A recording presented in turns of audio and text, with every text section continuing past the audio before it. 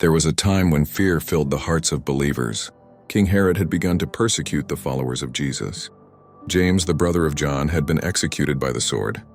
And when Herod saw that it pleased the people, he arrested Peter, the bold disciple who once walked on water, the man who preached at Pentecost, the rock upon whom the church was being built. The night was dark and the city of Jerusalem was still. Inside a cold stone prison, Peter was chained between two guards. He was surrounded by soldiers, 16 in total, ensuring there was no escape. The iron gates were locked, the torches burned low, and outside the prison walls, the early church prayed without ceasing. They didn't know how, but they believed God would make a way. The angel appears.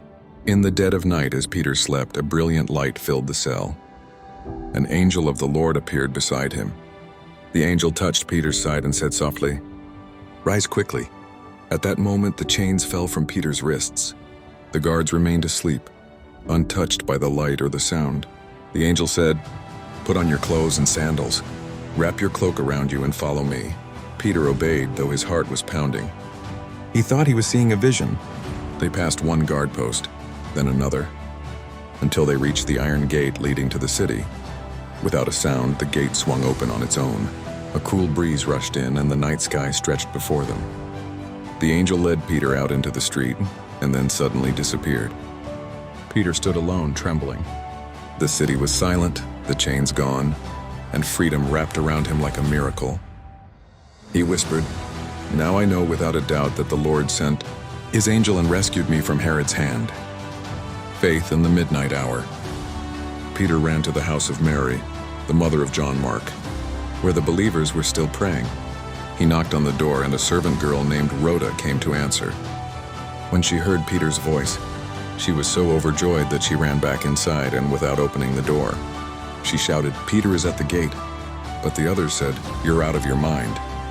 They thought she was mistaken. Yet Peter kept knocking until they opened the door.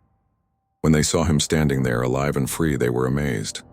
Peter raised his hand and said, "Tell the others how the Lord brought me out of prison." Then he quietly left, led by the Spirit, continuing to spread the message of Christ. Reflection. God's deliverance still comes. This story isn't just about Peter, it's about every believer who has ever felt trapped in fear, in pain, in hopelessness. When you feel surrounded by chains you can't break, remember this: God still sends his angels. He still opens impossible gates. He still moves in the darkest hours when all hope seems lost. The same God who freed Peter can free you from anxiety, from sin, from despair.